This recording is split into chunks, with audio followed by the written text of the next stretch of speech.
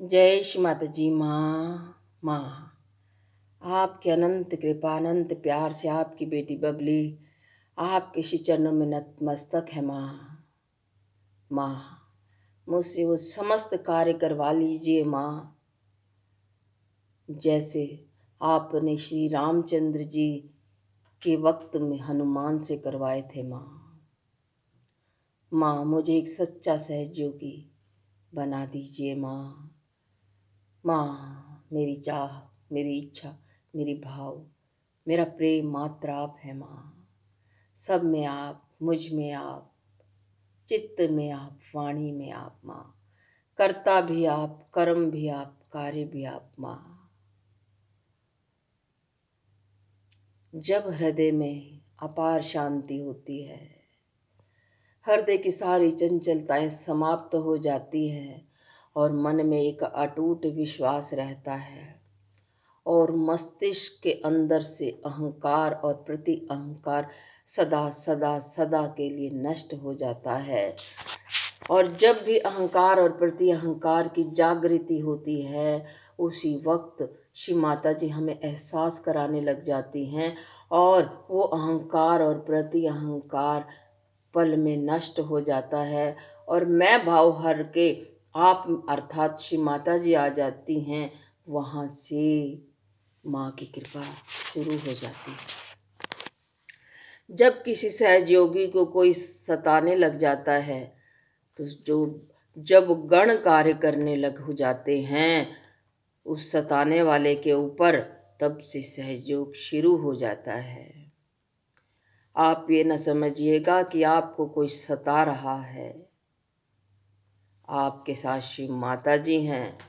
जब माता जी उन पे देखती है ना, उनको देखने मात्र से ही माता जी के जो आपको सता रहे हैं ना लोग, वो हिल जाते हैं। किंतु क्या आप जूता क्रिया करते हैं, आप जल क्रिया करते हैं, आप ध्यान करते हैं, आप कैंडलिंग करते हैं, तो माँ काम कैसे करेंगे?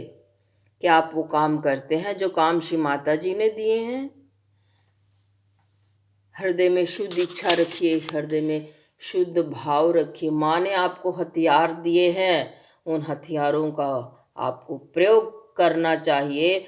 जब जो समय आए उस समय पे वैसा प्रयोग करना चाहिए। अपने गुरु स्वयं का बनना चाहिए, क्योंकि जब हम खुद के गुरु बन जाते हैं ना, हमें पता होता है कि हमारी कौन सी साइड पकड़ी जा रही है, लेफ्ट साइड पकड़ी जा रही है कि राइट साइड पकड़ी जा रही है। हमें अपनी लेफ्ट और राइट साइड क्लियर करना आना चाहिए।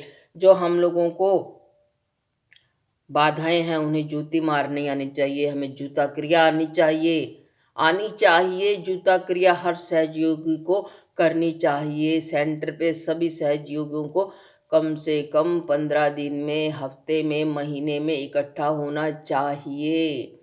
और जो सहयोगी नहीं इकट्ठा हो पाते उन्हें चित्त से इकट्ठा होना चाहिए। ध्यान में बैठने से पहले प्रार्थना करनी चाहिए कि हे श्री माता जी, मैं आपकी बेटी हूँ या बेटा हूँ माँ। मैं सीमित नहीं असीमित हूँ, क्योंकि माँ आप में 33 करोड़ देवी देवताओं का वास है माँ। समस्त संसार आप में समाया हुआ है और श्री माता जी आपकी कृपा से मैं एक आत्मा हूँ। खुद में दृढ़ विश्वास होना चाहिए कि मैं एक आत्मा हूँ और संपूर्ण संसार मुझ में समाया है। माँ इस पल में जो सहयोगी जहाँ जहाँ बैठ के ध्यान कर रहा है, माँ मुझे उस कलेक्टिविटी से जोड़ लीजिए माँ। माँ मेरे ध्यान को स्वीकार कीजिए माँ मेरे ध्यान को सहस्त्रार पे ले चलिए। क्योंकि जब हम शुद्ध इच्छा करते हैं तो क्या होता है, माँ कार्य करते हैं। हमारे हृदय में से 4 नाड़ियाँ निकलती हैं जो हमको ऊपर की ओर भी ले जाती है और नीचे की ओर भी गिरा देती है। सबसे पहली नाड़ी जो है वो हमारे हृदय में से निकल के मूलाधार चक्र की तरफ जाती है, जो हमें वासना की तरफ खींचती है और जो नाड़ी हमें पवित्रता की तरफ खींचती है। हमारे संग पर निर्भर रहता है कि हम उस नाड़ी का प्रयोग कहाँ करते हैं। वासना पतन की ओर ले जाती है और पवित्रता परमात्मा की तरफ ले जाती है।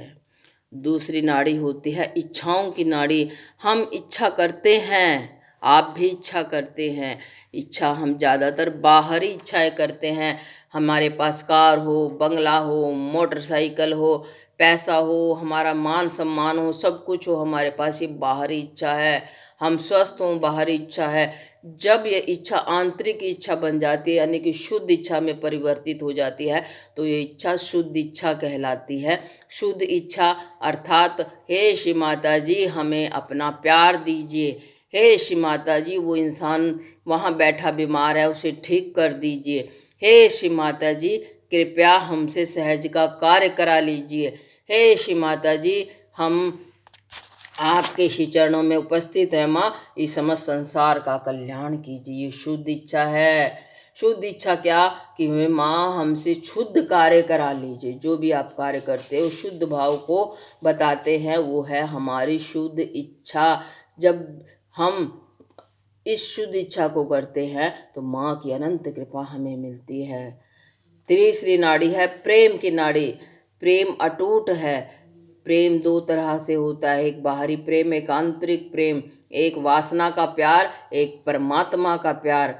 देखिए जो प्रेम है ना, मेरा भाई, मेरी बहन, मेरी माँ, मेरा बाप, मेरा पति, मेरे बच्चे, ये प्रेम है। श्री माता जी ने भी स्वीकारा है। श्री माता जी भी कहते हैं ये प्रेम है, 100% ये प्रेम है।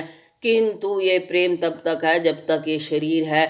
शरीर के जन्मने से पहले भी ये प्रेम नहीं था और शरीर के मरने के बाद भी प्रेम ये नहीं रहेगा, एक एहसास में जिंदा रहेगा मात्र। क्योंकि ये जो प्रेम है ये बाहरी प्रेम है। आपको इन सब रिश्तों से निभाना है, सबसे निभाते हुए भी सच्चा प्यार जो आत्मा का परमात्मा से होता है उसे जागृत करना है। आत्मा की वाणी को जागृत करना है। आत्मा की वाणी बोले तो क्या, चैतन्य, इस चैतन्य को जागृत करना है। इस आत्मा को जागृत करके चैतन्य के द्वारा श्री माता जी की आराधना करनी है। वाणी को बोलने दीजिए, आत्मा की वाणी को बोलने दीजिए। आपकी आत्मा श्री माता जी ने जागृत की है। ये आत्मा न जाने कब से अपने परम को पाने के लिए अर्थात उस भगवान को पाने के लिए तड़फ रही थी। इस आत्मा को वाणी को आराधना करने दीजिए। श्री माता जी की फुहारे उठने दीजिए, सहस्त्रार से फुहारे उठने दीजिए, रोम रोम में से फुहारे उठने दीजिए। अपने हाथों में से फुहारों का इस्तेमाल कीजिए, वृक्षों पे, बस में, कार में, कहीं आप सामूहिक सम्मेलन में जा रहे हैं वहाँ पे छोड़िए, इन फुहारों को डाल दीजिए उन लोगों पे, सब पे फुहारे डाल दीजिए और श्री माता जी से कहिए हे श्री माता जी कृपया इन सब की कुंडलनी को जागृत करके अपने श्री चरणों में ले लीजिए। इस शुद्ध इच्छा को बनाए रखिए। और जो सबसे लास्ट अर्थात चौथी नाड़ी है वो नाड़ी है कुंडलनी के जागरण से जो जागृत होती है। अर्थात जब ये चैतन्य की फुहारें उठती है तो हमारे हृदय में से जब ये आत्मा जागृत होती है तो हमारी विशुद्धि में से एक नाड़ी निकलती है जो कि हमारे सहस्त्रार की ओर जाती है। ये नाड़ी मात्र तब जागृत होती है जब हमारी कुंडलनी शक्ति जागृत होती है। इससे पहले चौथी नाड़ी जागृत नहीं होती। यही कारण है कि हम बार बार गिरते हैं। इसे खेचरी भी बोलते हैं, जो कि हमारे मस्तिष्क और हमारी विशुद्धि के बीच में कार्य करती है। ये नाड़ी जब कुंडलनी के जागने से जागृत होती है तो क्या होता है, ये नाड़ी जाग करके हमारे आज्ञा चक्र को क्रॉस करके सीधा सहस्त्रार पे पहुंच जाती है और वहाँ सहस्त्र कमल दल खिलते हैं जहाँ पे आदि शक्ति शिव शक्ति के रूप में विराजित होती हैं। यही कुंडलनी का सार है। इसलिए 100 में से 90% लोग सिर्फ और सिर्फ विशुद्धि पे अटके हुए हैं। क्योंकि हृदय चक्र खुलता है तब जब हमारी शुद्ध इच्छाएं जागृत होती है। हृदय चक्र खुलता है तब जब हम पे माँ जगदम्बा, राम सीता और शिव शक्ति की कृपा होती है, तब हमारा हृदय चक्र खुलता है। जब हम अभय होते हैं, जब हमारे में गणेश की कृपा होती है, पवित्र भाव होते हैं। मूलाधार पे गणेश की संपूर्ण कृपा, स्वाधिष्ठान पे ब्रह्मदेव सरस्वती अर्थात काम वासना पे विजय। किंतु आगे आगे अगर हम बात करें तो हमारे अंदर भाव उत्पन्न होते हैं पवित्रता के, शुद्ध विद्या के। हम जैसे जैसे हमारी कुंडलिनी जागृत होती है, हम धन धान्य से भी भरपूर हो जाते हैं, क्योंकि लक्ष्मी नारायण राज लक्ष्मी और ग्रह लक्ष्मी की हम पे कृपा होती है, 10 महागुरुओं की हम पे कृपा होती है। तब कहीं जाके जगदम्बा शक्ति जागृत होती हैं, और जब जगदम्बा जागृत होती हैं तो हमारे अंदर अभय आता है।